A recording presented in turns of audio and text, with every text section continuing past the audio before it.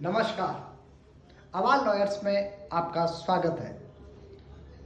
मैं एडवोकेट शिव कुमार अवार फौजदार, आपके बिजनेस का लीगल पार्टनर। कानूनी चर्चा में आज हम बात करेंगे पार्टनरशिप फर्म को लेकर। भारत में कोई भी व्यक्ति जिसकी उम्र 18 वर्ष से अधिक है वो और उसके साथ पारिवारिक रिलेशन या अथवा अन्य कोई भी व्यक्ति मिलकर 2 या 2 से अधिक लोग पार्टनरशिप भागीदारी फर्म बना सकते हैं।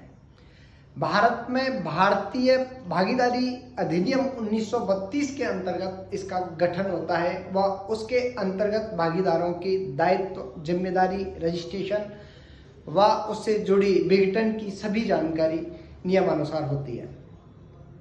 भागीदारी विलेख इसका एक महत्वपूर्ण दस्तावेज है।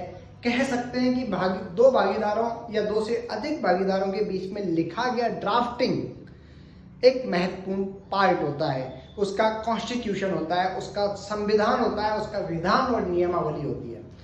पार्टनरशिप डीड स्टाम्प पेपर पर तैयार की जाती है जिसका कोई विशेष फॉर्मेट या फॉर्मूला नहीं है। विधिक सलाह, टैक्सेशन सलाह, कॉर्पोरेट सलाह के आधार पर उसको तैयार किया जा सकता है। भागीदारी विलेख के लिए स्टेट गवर्नमेंट के अनुसार अलग अलग राज्यों की अलग अलग स्टैंप ड्यूटीज की फीस है।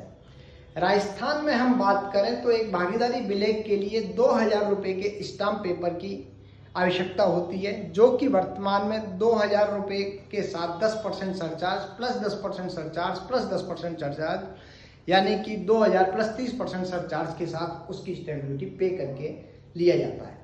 उस स्टाम्प पेपर पर भागीदारी विलेख लिखा जाता है कि ये व्यक्ति, दूसरा व्यक्ति अमुक इस उद्देश्य से फर्म के इस नाम के साथ इस जगह पर कारोबार करने के लिए आपसी तय करते हैं। उनके अधिकार, उनके कार्यक्षेत्र और उनकी विविधताएं वो उस डीड का पार्ट होती है। लेकिन यहाँ विशेष तौर पर अच्छे प्रोफेशनल्स लोगों की कमियां रहती हैं। पार्टनरशिप फर्म बनने के बाद ये एक लीगल एंटिटी होती है। लीगल एंटिटी के बाद इसके टैक्सेशन पर्पस से हम बात करें तो इनकम टैक्स में 30% का टैक्स स्लैब होता है।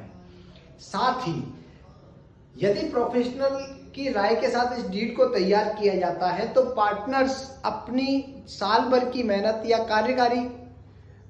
कार्य के अनुसार इसमें मेहनताना या रेम्यूनरेशन ले सकते हैं, अर्थात तनख्वाह के तौर पे ले सकते हैं। दूसरा, भागीदारी विलेख के इन्वेस्टमेंट के दरमियान अर्थात उसकी कैपिटल के अनुसार लगाई हुई कैपिटल पर वो प्रतिवर्ष ब्याज भी ले सकते हैं, जिसका एक क्राइटेरिया है।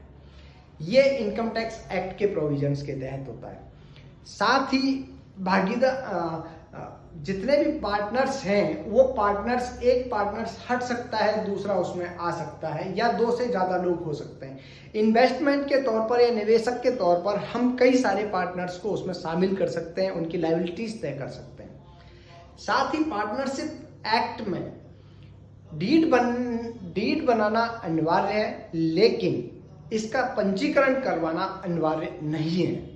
लेकिन कानून में इसका यह भी प्रोविजन है कि पार्टनरशिप फर्म जो पंजीकृत नहीं है, रजिस्टर्ड नहीं है अथवा उसका प्रमाण पत्र आपके पास नहीं है, तो कोई भी व्यक्ति पार्टनरशिप फर्म पर केस दायर कर सकता है। लेकिन पार्टनरशिप किसी अन्य व्यक्ति पर कोई भी केस दायर नहीं कर सकती।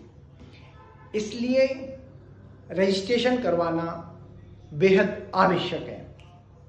साथ ही पार्टनरशिप में कोई भी अमेंडमेंट कार्य के अनुसार उसके मेन ऑब्जेक्ट्स और उसके प्रावधानों में अमेंडमेंट किया जा सकता है, जो कि निर्धारित 500 रुपये के स्टाम्प पेपर पर तैयार होता है।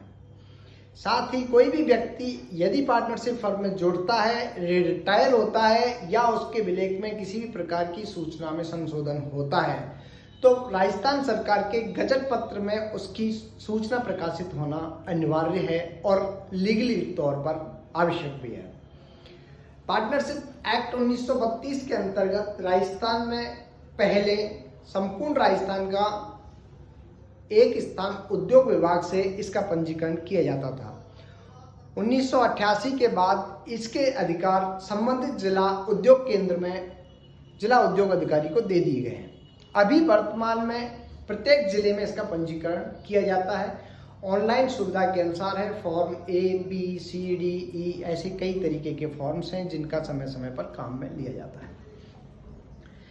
साथ ही पार्टनरशिप फर्म एक अनलिमिटेड लायबिलिटी है, यानी कि दो पार्टनर्स अपने प्रॉफिट और लॉस को लेकर उसमें डिफाइन करते हैं और दोनों में से एक पार्टनर, मान के चलते हैं कि दो पार्टनर 50-50% के प्रॉफिट और लॉस में हिस्सेदार हैं, लेकिन अब उनमें से कोई भी पार्टनर, एक पार्टनर 10% के लिए देने के लायक है लॉसेस में और दूसरे पार्टनर की हैसियत 90% है देने के लिए, तो अनलिमिटेड लायबिलिटी में इस प्रकार का प्रोविजंस है कि कोर्ट के मार्फत से दोनों पार्टनर से जिसकी जितनी हैसियत है उसके हिसाब से रिकवरी की जा सकती है।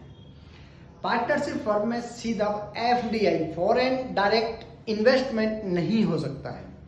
पार्टनरशिप में जितने भी व्यक्ति हैं वो सभी व्यक्ति एक्टिव मेंबर और नॉन एक्टिव मेंबर के तौर पे हो सकते हैं। अक्सर जो प्रोफेशनल लोग होते हैं या जो इसको नॉन एक्टिव मेंबर्स के तौर पे कहा जाता है, जैसे कि आपको किसी इंश्योरेंस कंपनी के लिए फर्म या ब्रोकरशिप का लाइसेंस लेना है तो पार्टनरशिप फर्म में एक व्यक्ति एजुकेटेड जो कि नॉन वर्किंग पार्टनर भी हो सकता है, दूसरा व्यक्ति उसको संचालन करने वाला भी हो सकता है के तौर पर किया जा सकता है। पार्टनरशिप फर्म के बहुत सारे फायदे हैं। इसका स्वयं पार्टनरशिप का अपना खुद का एक पैन नंबर होता है।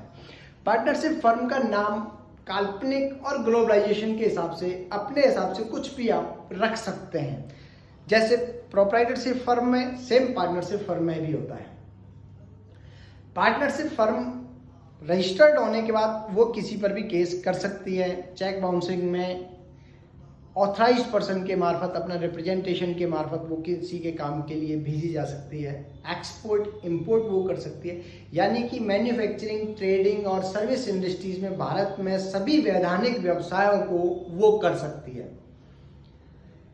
पार्टनरशिप एक्ट के तहत बहुत सारे प्रोविजंस में प्रॉफिट भी है और कुछ जिम्मेदारियां और लायबिलिटीज भी हैं।